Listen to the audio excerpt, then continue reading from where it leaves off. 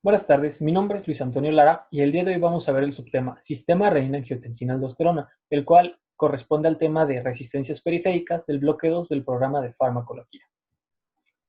El día de hoy vamos a abordar la relevancia clínica, el sistema renina-angiotensina-aldosterona y los grupos terapéuticos, como es los inhibidores de la enzima convertidora de angiotensina, los antagonistas del receptor de angiotensina 2 y los antagonistas del receptor de mineralocorticoides. Bien, los objetivos que se planean para al finalizar esta sesión es que el alumno conozca cuáles son los fármacos prototipo de cada grupo terapéutico, además que conozca la función de los blancos farmacológicos, como es la enzima convertidora de angiotensina, la renina, el receptor AT1 y el receptor de mineralocorticoides. Además es importante conocer cuáles son las características farmacocinéticas relevantes de cada fármaco y conocer cuál es el mecanismo de acción. Bien, además de esto, se va a conocer las indicaciones terapéuticas de primera línea, los efectos adversos que se van a producir y aquellas situaciones que van a contraindicar o condicionar su uso. Bien, me gustaría iniciar con una frase la cual dice: el médico competente, antes de dar una medicina a su paciente, no solo se familiariza con la enfermedad, sino con la constitución y los hábitos del enfermo.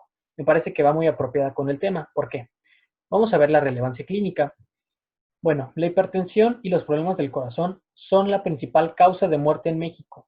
¿Y qué importancia tiene? Bueno, en el 2012 se tenía 9.3 millones de personas con el diagnóstico de hipertensión. Para el 2018 se tienen 15.2 millones.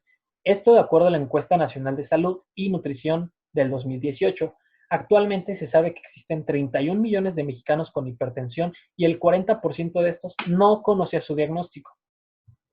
Bien, ¿cómo se distribuye la prevalencia? Bueno, sabemos que en los estados del norte se presentan mayores casos de hipertensión arterial, como lo es Sonora, Chihuahua y Coahuila, y algunos del sur, como Veracruz y Campeche. Bien, el sistema renina-angiotensina-aldosterona. Vamos a ver esto como si fuera una historia. El primero que participa es el angiotensinógeno. El angiotensinógeno es una hormona producida principalmente en hígado. El angiotensinógeno se va a transformar en angiotensina 1. ¿Cómo lo va a hacer? Lo va a hacer por una hormona llamada renina. La renina se transforma y se forma en las células yuxtaglomerulares de la mácula densa del riñón. ¿Se va a transformar siempre? No. Esta prácticamente se va a transformar en estímulos como lo es la disminución de la perfusión renal, la disminución de la entrega de sodio en la mácula densa y un aumento de la actividad simpática mediada por receptores beta 1.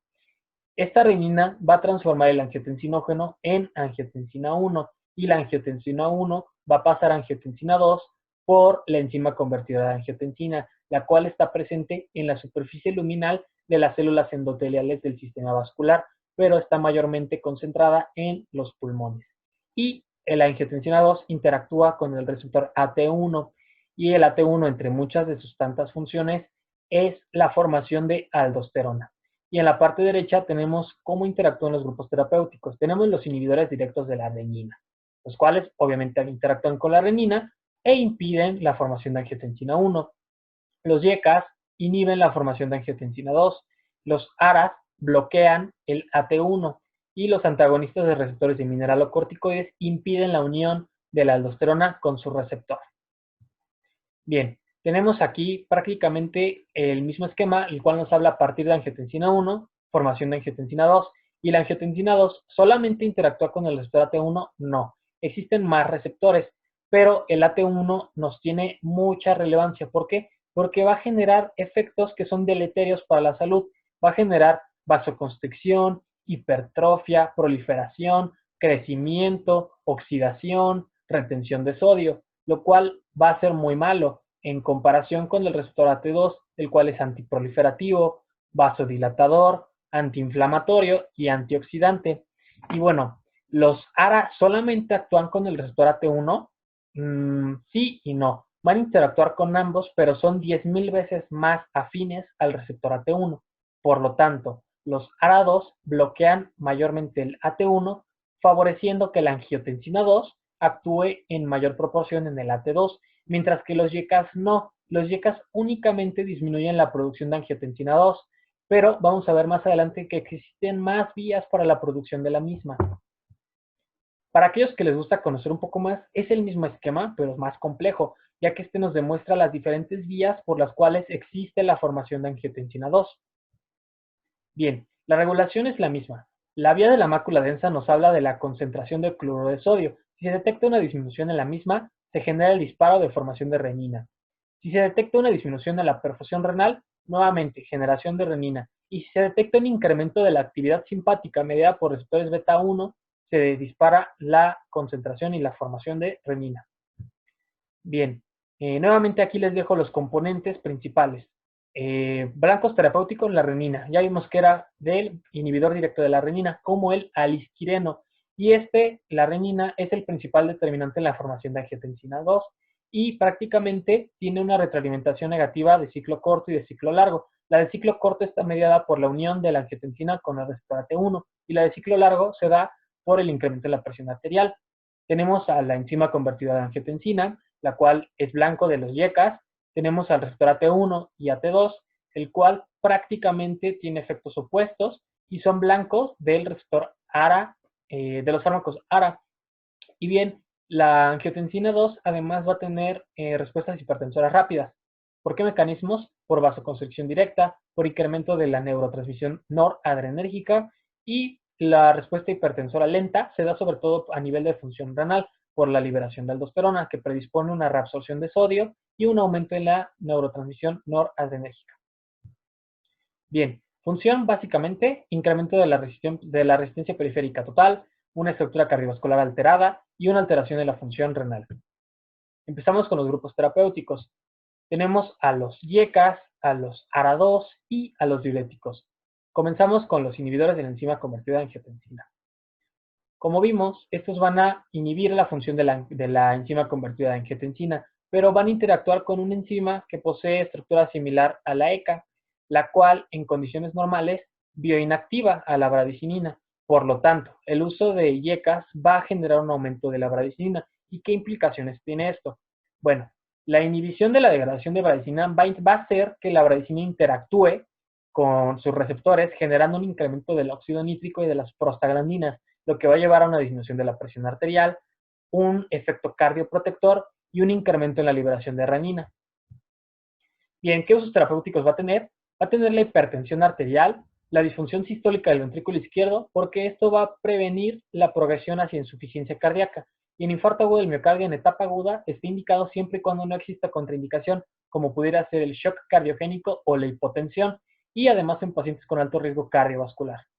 Es importante además la nefropatía diabética, porque como ya hemos visto, al tener efecto antiproliferativo, al generar una disminución en la hipertrofia del mesangio, son renoprotectores y además para la crisis renal esclerodérmica. Bien, en esta tabla se comparan cuáles son las diferencias farmacocinéticas entre el captoprilo y el enalaprilo. Partimos de que ambos son categoría D de la FDA. En absorción, ambas es rápida, pero podemos observar que la biodisponibilidad es mayor en captoprilo en comparación con el enalaprilo, pero en la del captoprilo se va a ver alterada con el consumo de alimentos, va a disminuir. Metabolismo, tenemos que ambos son hepáticos, pero el enalaprilo es un profármaco, el cual va a ser bioactivado hacia la formación del metabolito activo enalaprilato. Su eliminación va a ser renal en ambos principalmente. Bien, efectos adversos que van a tener la tos. La tos se va a dar en un 5 a 20% de los pacientes y esto por el incremento de la concentración de bradicinina. La hipotensión, sobre todo en las primeras dosis del fármaco, e hipercalemia en pacientes que toman suplementos de potasio o diuréticos ahorradores del mismo, como pudiera ser la amilorida o el triamtereno. Y se tiene además, lo que habíamos comentado, el potencial de teratogenicidad. Por lo tanto, en pacientes con sospecha o embarazo, se debe suspender y tomar otras alternativas, como pudiera ser la alfametildopa. Y además está el angioedema, el cual se presenta en un 0.5 a 1.5% de pacientes. Bien, pasamos con el otro grupo, los ARA2.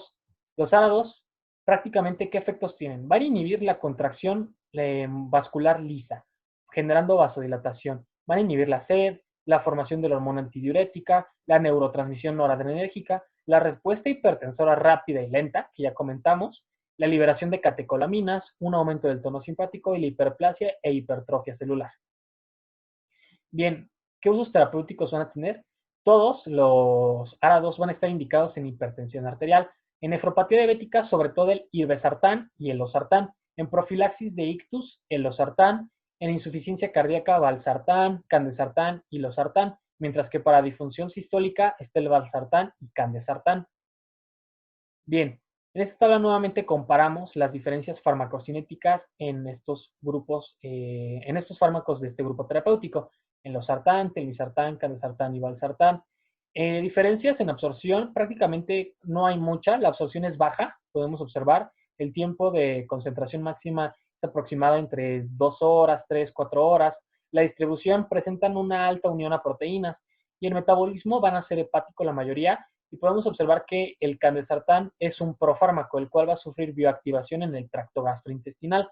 Y la eliminación, al contrario de los IECAS, aquí van a ser la mayoría va a ser biliar. Bien, efectos adversos, nuevamente tenemos la tos y el angioedema, pues estos van a estar en menor proporción en comparación con los IECAS. Aquí se comparte el potencial de teratogenicidad, por lo tanto se suspende y se toman otras alternativas, como ya hemos comentado, la alfa-metildopa. Existe la lesión renal aguda y en pacientes que tengan dependencia del sistema de renina-angiotensina-aldosterona, como pudiera ser estenosis arterial bilateral, va a estar contraindicado su uso por el riesgo de hipercalemia. Y bien, además está la anafilaxia, función hepática normal y agranulocitosis. Y por último, los antagonistas del receptor de mineralocorticoides. El receptor de mineralocorticoides se localiza principalmente en la unión del túbulo colector con el túbulo contorneo distal y su función es prácticamente al unirse el mineralocorticoide favorece la reabsorción de sodio y por lo tanto nuestra función, efectos que tenga la aldosterona, vemos que son funciones deleterias, fibrosis, remodelación del miocardio, efectos protrombóticos, incremento de la liberación de catecolaminas, reabsorción de sodio y agua, disfunción endotelial, lo cual nos lleva a trastornos cardiovasculares como la hipertensión, insuficiencia cardíaca, isquemia y enfermedad renal en fase terminal. Bien, ¿qué usos terapéuticos va a tener? Hipertensión arterial, sobre todo hiperaldosteronismo primario y secundario. ¿Por qué? Porque en mayor concentración de aldosterona, esta se va a unir mejor a los receptores de mineralocorticoides, favoreciendo así la reabsorción de sodio y agua. Por lo tanto, en pacientes con este problema va a tener una mayor eficacia el fármaco en comparación con personas con niveles endógenos normales del mismo. Y bien, disfunción sistólica del ventrículo izquierdo, insuficiencia cardíaca y edema refractario. Características farmacocinéticas, su absorción es de un 65% en su biodisponibilidad, la cual se ve afectada nuevamente por alimentos, y tiene principalmente dos metabolitos activos, la canrenona y la 7-alfa-tiometil. La distribución es alta, su unión a proteínas, y su metabolismo va a ser principalmente hepático y va a tener un amplio efecto de primer paso. Su eliminación, sobre todo renal. Efectos adversos, hipercalemia, por lo tanto está contraindicado en pacientes con riesgo a desarrollarla, acidosis metabólica en pacientes cirróticos y alteración de la eliminación de los glucósidos cardíacos. Y como no solo interactúa con este receptor de mineralocorticoides, va a generar alteraciones como es la libido, alteraciones menstruales y ginecomastia e impotencia. Y está contraindicado en pacientes con úlcera péptica y puede desarrollar erupción cutánea. Bien, esto fue todo por el día de hoy. Si tienen alguna duda podemos platicarlo y estas son las bases de la cual se basó la sesión del día de hoy. Muchas gracias.